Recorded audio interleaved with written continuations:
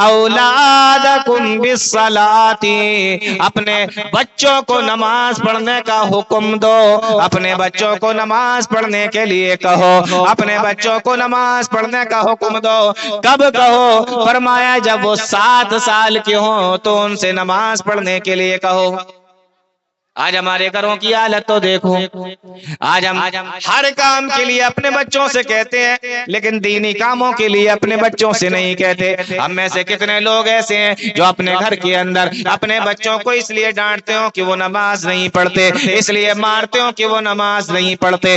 آج ہمارے گھروں کے اندر بچوں کی مار لگتی ہے، کیوں لگتی ہے؟ اسکول سے فون آیا، آپ کا بچہ ہوم ورک کر کے نہیں لایا، باپ نے بچے کی مار لگا دی، ماں نے باپ سے شکایت کی کہ آج میں نے فلاں فلاں کام کے لیے بچے سے کہا اور بچہ کام کرنے کے لیے نہیں گیا، باپ نے بچے کی مار لگا دی۔ اگر اس نے کام پورا نہیں کیا، اپنا ہوم ورک نہیں کیا تو بچے کی مار لگ رہی ہے۔ بچے کو بھی سمجھ میں آ گیا کہ اگر ہوم ورک نہیں کرو گے تو مار کھاؤ گے، گھر کا کام نہیں کرو گے تو مار کھاؤ گے، ماں کا کہنا نہیں مانو گے تو مار کھاؤ گے۔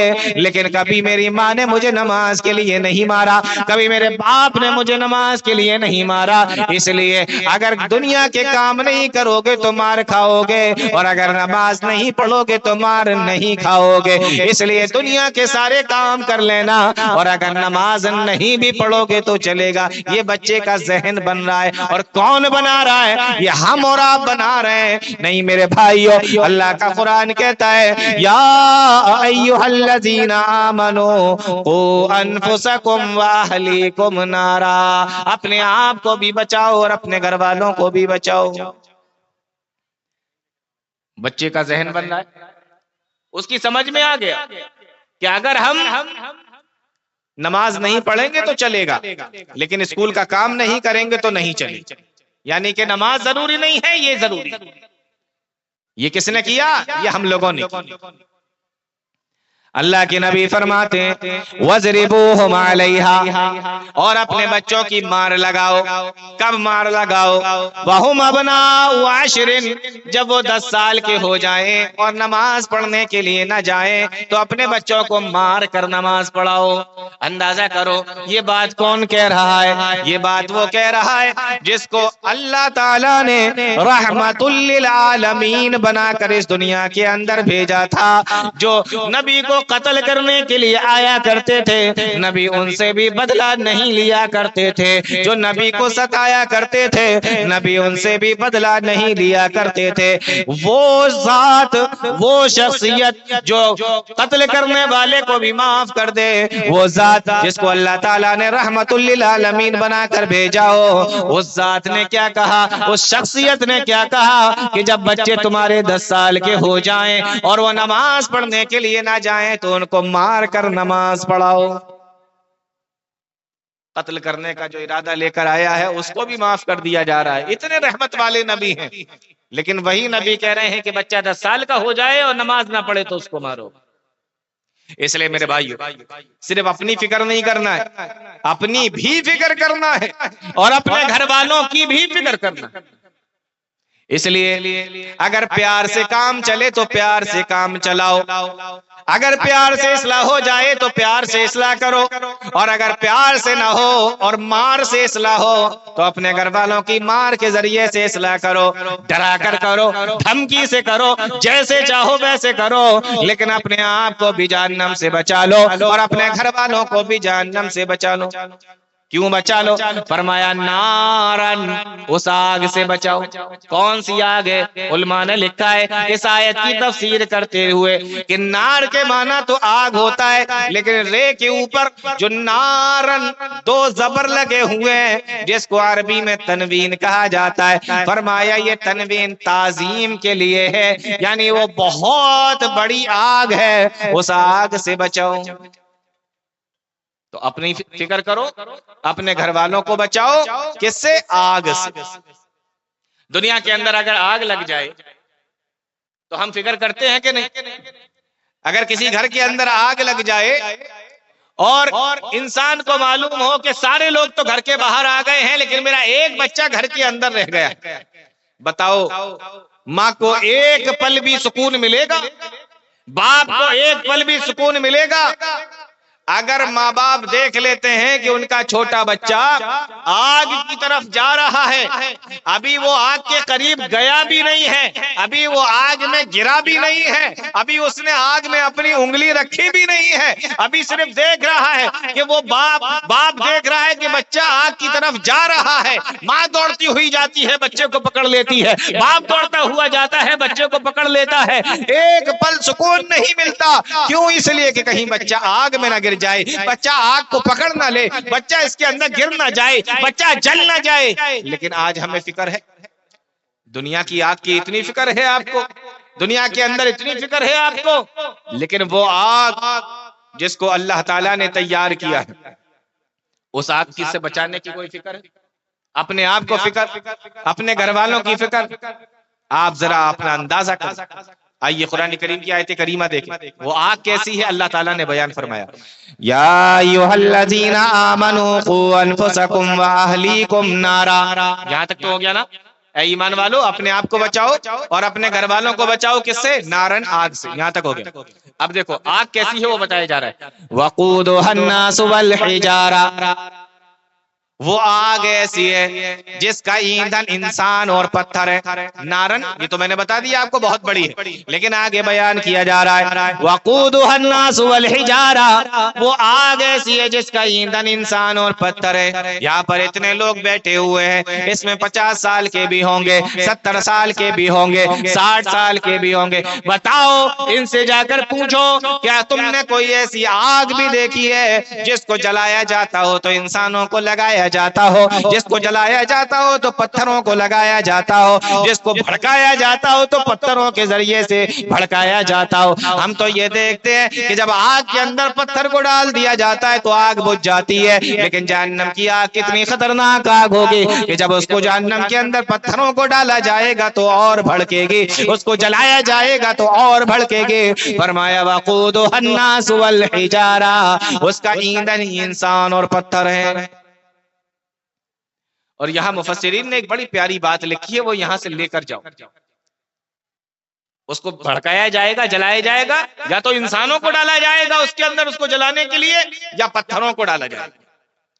اب جو بات مفسرین نے بڑی پیاری لکھی ہے، فرمایا اس آگ کے اندر ایسے پتھروں کو بھی ڈالا جائے گا، بہت غور سے سنیے، ایسے پتھروں کو بھی ڈالا جائے گا اس آگ کے اندر، انکم وما تعبدون من دون اللہ حسب جہنم، اس آگ کے اندر ایسے پتھروں کو بھی ڈال دیا جائے گا اللہ کے علاوہ جن کی دنیا کے اندر عبادت کی جاتی ہوگی، پوجا کی جاتی ہوگی، پرستش کی جاتی ہوگی، ایسے پتھروں کو بھی جہنم کے اندر ڈال دیا جائے گا تاکہ انسان اپنی آنکھوں سے دیکھ لے، اے کاش میں نے اللہ رب العالمین کی اطاعت کی ہوتی، میں نے اللہ تعالیٰ کی فرما برداری کی ہوتی، میں نے اس کے سامنے سجدے کیے ہوتے، میں نے اس کی عبادت کی ہوتی۔ اپنی آنکھوں سے دیکھ لے کہ جن کو ہم نے اپنا معبود بنا لیا تھا، جس کو ہم نے اپنا معبود سمجھ لیا تھا، آج وہ بھی ہمارے ساتھ میں جہنم کے اندر پھینکے جا رہے ہیں۔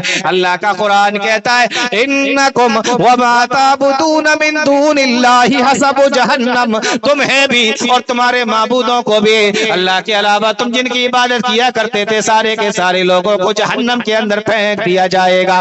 اس لیے اللہ کا قرآن کہتا ہے او لوگوں، اپنے آپ کو بھی بچاؤ، اپنے گھر والوں کو بھی بچاؤ، اس آگ سے بچاؤ، وقودھا الناس والحجارہ، جس کا ایندھن انسان اور پتھر ہے۔ تو کس کس کو ڈالا جائے گا؟ انسانوں کو اس کے اندر ڈالا جائے گا اور پتھروں کو اس کے اندر۔ اور کون سے پتھر بھی اس کے اندر جائیں گے؟ اللہ کے علاوہ جن کی عبادت کی جاتی ہے ان کو بھی ڈال دیا جائے گا تاکہ انسان دیکھ لے کہ وہ کیا کر کے آیا ہے دنیا سے۔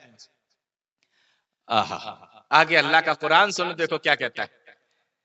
اللہ تعالیٰ فرماتا ہے علیہا، آگ کے اندر ڈال دیا گیا، علیہا ملائکۃ، اس آگ کے اندر ایسے فرشتے، علیہا ملائکۃ غلاظ، جو سخت دل ہیں، مضبوط دل ہیں۔ وہ فرشتے اندر انسان کی مار لگائیں گے اور مار لگائیں گے، پہلے تو آگ کے اندر ڈالا گیا، جلایا جا رہا ہے، اور ساتھ میں مار بھی لگائی جا رہی ہے، سزا بھی دی جا رہی ہے. کیسے؟ علیہا ملائکۃ، ایسے فرشتے ہیں، غلاظ، جو سخت دل ہیں. سخت دل کہنے کی کیا ضرورت ہے؟ سخت دل ہے وہ اس لیے آپ نے دیکھا ہوگا کہ کبھی کبھی انسان کسی کے اوپر غصہ ہوتا ہے اور غصے میں اس کی مار لگاتا ہے. صبح کو غصہ تھا لیکن شام کو اس کا غصہ ختم ہو جاتا ہے. کبھی ایسا ہوتا ہے کہ ایک دن تک غصہ رہتا ہے، اگلے دن اس کا غصہ ختم ہو جاتا ہے. کبھی ایسا ہوتا ہے کہ ایک انسان دوسرے کی مار لگا رہا ہے، صبح کو مارا اور اس نے اس سے کہا کہ مجھے معاف کر دو، آئندہ ایسی غلطی مجھ سے کبھی نہیں ہوگی، لیکن ایسا ہوتا ہے کہ وہ معاف نہیں کرتا. شام کو اس نے مار لگائی، اس نے پھر کہا کہ مجھے معاف کر دو، آئندہ ایسی غلطی کبھی نہیں ہوگی، لیکن دھیمے دھیمے کر کے ایک دن، 2 دن، 4 دن ہو سکتا ہے کہ کوئی نہ کوئی دن ایسا آ جائے کہ اس انسان کے دل کے اندر رحم آ جائے اور وہ جو اس کو مار رہا تھا، جو اس کو سزا دے رہا تھا، وہ مارنا بند کر دے، سزا دینا بند کر دے. بولو ایسا ہو سکتا ہے کہ نہیں ہو سکتا؟ بالکل ہو سکتا ہے کہ کبھی نہ کبھی اس کے دل کے اندر رحم آ جائے. لیکن اللہ کے فرشتے کیسے؟ سخت دل ہے، یہ کہہ کر بتا دیا گیا علیہا ملائکۃ غلاظ، سخت دل ہیں، ان کے دل کے اندر کوئی رحم نہیں آئے گا. یعنی تمہیں کسی دن بھی وہ معاف نہیں کریں گے، کسی ٹائم بھی تمہیں معاف نہیں کیا جائے گا. آگے اللہ کا قرآن کہتا ہے علیہا ملائکۃ غلاظ شداد، اور سخت دل بھی ہیں، مضبوط بھی ہیں. غلاظ، سخت دل ہے، ان کے دل کے اندر رحم نہیں آتا. شداد، اور وہ فرشتے ایسے ہیں جو جہنم کے اندر انسانوں کی مار لگائیں گے. فرمایا وہ مضبوط ہیں، طاقتور ہیں. اس کی بڑی اچھی تفسیر کی ہے مفسرین نے کہ مضبوط کا کیا مطلب ہے. مضبوط کا مطلب یہ ہے کبھی کبھی ایسا ہوتا ہے کہ انسان کسی کی مار لگاتا ہے، اس نے مارنا شروع کیا، پہلی بار مارا، پھر دوسری بار مارا، تیسری بار مارا، بالآخر ہے تو انسان ہی. دھیمے دھیمے کر کے اس کی طاقت ختم ہوتی جاتی ہے. تو جتنی تیزی کے ساتھ میں مار رہا تھا، دھیمے دھیمے کر کے اس کی مار ہلکی ہوتی چلی جاتی ہے، اس کی مار دھیمے دھیمے کر کے ہلکی ہو جاتی ہے. اور ایک وقت ایسا آتا ہے کہ یہ مارتا مارتا تھک جاتا ہے، اور جس طریقے سے اس نے مارنا شروع کیا تھا اور جتنی زور سے مار لگ رہی تھی، اب اتنی زور سے اس کا تھپڑ نہیں لگتا، اب اتنی زور سے اس کا ڈنڈا نہیں لگتا. لیکن اللہ نے فرمایا قرآن کریم کے اندر میرے فرشتوں کا معاملہ ایسا نہیں ہے. فرمایا علیہا ملائکۃ غلاظ، سخت دل ہیں، رحم نہیں کرتے. شداد، مضبوط ہیں. جتنی تیزی کے ساتھ میں پہلی مرتبہ ماریں گے، دوسری مرتبہ بھی اتنی تیزی کے ساتھ ہی میں لگے گا، تیسری مرتبہ بھی اتنی تیزی کے ساتھ میں لگے گا. جب تک ماریں گے اتنی ہی تیزی کے ساتھ میں مارتے چلے جائیں گے. ان کی سختی اور ان کی مضبوطی کے اندر کوئی کمی آنے والی نہیں ہے. اور کبھی کبھی ایسا بھی ہوتا ہے کہ انسان کسی کو پکڑے ہوئے ہیں، مضبوطی کے ساتھ میں پکڑے ہوئے، اور دھیمے دھیمے دھیمے کر کے کچھ ٹائم ایسا آتا ہے کہ اس کی سختی اور اس کی مضبوطی ہلکی پڑ جاتی ہے اور دوسرا انسان چھڑا کے بھاگ جاتا ہے. یہاں وہ بھی معاملہ نہیں ہے کہ چھڑا کے بھاگ جاؤ. تو ہر طریقے سے انسان کو عذاب دیا جائے گا اور اتنی سختی کے ساتھ میں عذاب دیا جائے گا.